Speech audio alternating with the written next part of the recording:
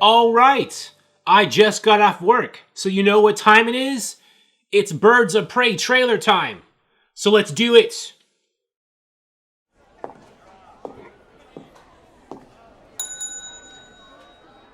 Can I help you? Why, yes, you can. I'm here to report a terrible crime. And what terrible crime is that? This one. Ah, shit, I told this all wrong. Quick history lesson. This all started when the Joker and I broke up. It was completely mutual. And soon enough, I was back on my feet, ready to embrace the fierce goddess within. It's so quiet. Now that I've cut ties with Mr. J, I'm about to learn that a lot of people want me dead. All alone. And at the top of that list is this guy. And so peaceful. But it turns out I wasn't the only dame in Gotham looking for emancipation. You fall in love. He's after all of us. We can't just rob him. You betrayed him. You'd kill his BFF. What? You are so cool. You never. And you're dumb enough to be building a case against him. So, unless we all want to die very unpleasant death, we're gonna have to work together. Sure.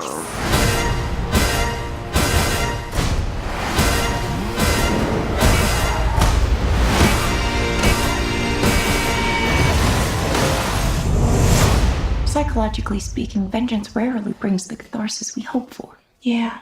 Are we ready? You blow a fuse. Devil cuts loose. So what's the use? Woo! Turn it up! Sky kicks in. Devil cuts loose. Blow your fuse. When you fall in love.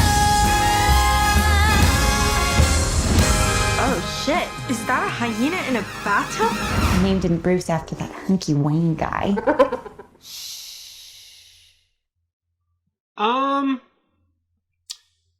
It looks very weird and strange, and I'm sure they did that on purpose. It looks alright. I actually don't like this trailer as much as the first Birds of Prey trailer, because I think I was kind of like impressed. Birds of Prey was still relatively new in terms of, it was the first time we saw it, like that was its first presentation, so it kind of struck me, it made a big impression to me already. And with this trailer, I kind of already feel like I know what this movie is going to be like. So it doesn't have that like new wow factor. That said, I thought it was decent. I think that I and a lot of other people are still kind of like, you know, it's difficult for us to exactly wrap our heads around this movie and see what to expect from it. But, you know, it does look fine. I thought it was interesting that in the beginning when Margot Robbie was, you know, in that police station undercover or whatever, her Australian was coming out. It's like her Harley Quinn accent was weak and more of like Margot Robbie's natural accent, Australian talk was coming out. Interesting. I'm surprised because Margot Robbie's a very good actress. So I'm surprised that she kind of broke or was having difficulty maintaining the accent there. And I would think that, you know, the director would do another take until she was doing it better, you know, leaving her Australian accent and being more like Harley, but I guess they didn't do that. This trailer does tell us more about the story. I felt like we were already able to infer a lot of the story from the first trailer and things that we were like leaking online. But this one, it's like in her monologue, she gives more of a reason why the other women in the movie are like fighting Black Mask too. Like, you betrayed him, you stole from him, you're building a case against him, etc. So we have more of a reason. We know why they're allies in this movie, why they're united in a common goal. I like seeing the Canary cry. We all knew it was coming, but it was nice seeing it in action. They saved, you know, that was something that, and, you know, Ewan McGregor actually like wearing a black mask. Those were two things a lot of us were excited for, and of course they saved those for the final trailer. That's great from a marketing, building, anticipation, and hype standpoint. But yeah, I love seeing the Canary cry at the end or near the end, and when all those guys went back with that blue background and with the music playing, it was very cool and beautiful and majestic.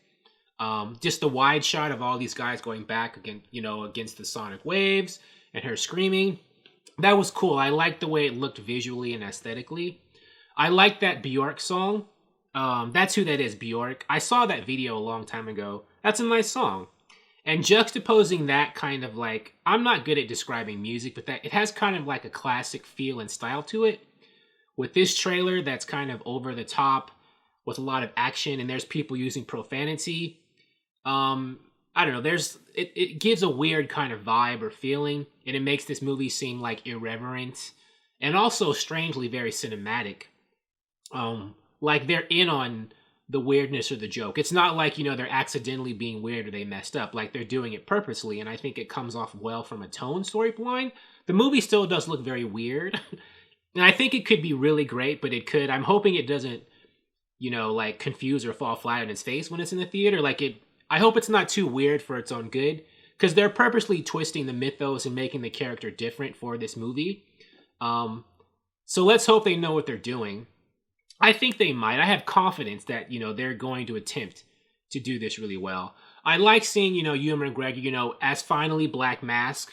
The black mask on his face and also with the nice suit. That's just how Black Mask looks in the comics and in his video game appearances. He was in one of the Arkham games. The Black Mask with the sleek, nice clothing, the dress work. I don't know, is that a word?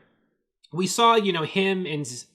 We saw the most of Zaz in this trailer than I think we have at any of the other trailers or teasers.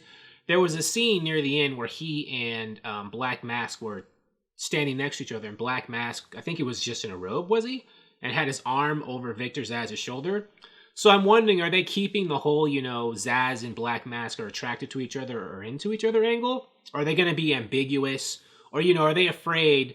Hollywood, I think, is still afraid to have a mainstream, gay couple. Or, gay attraction especially between two men in movies. So is that going to be continued in Birds of Prey? Are they just going to have it ambiguous or them attracted to each other but never acting on it? Or are they going to give us a bit more? I'm curious. Or are they just going to be two buddies? Because just because a man puts his hand on somebody's shoulder doesn't mean, they're in a relationship. But we'd heard the rumors and seen the reports that, Black Mask was either going to be gay or bisexual. So I'm curious to see how much of that we'll see. Or if they abandon it altogether for what I said because they're too afraid. But it was nice to see. It's definitely still the Harley Quinn show, which we all expected. But it's nice to get a bit more insight into the other birds. I think that they will have enough to do in this movie, the other women, where it's not just them seeming like her backup dancers. So, it looks fine. Decent. I am excited to see it, and we don't have much longer to wait. Thank you for watching. If you like this video, please like it on YouTube and subscribe to the channel because I appreciate your viewership, and I'll talk to you soon. Bye.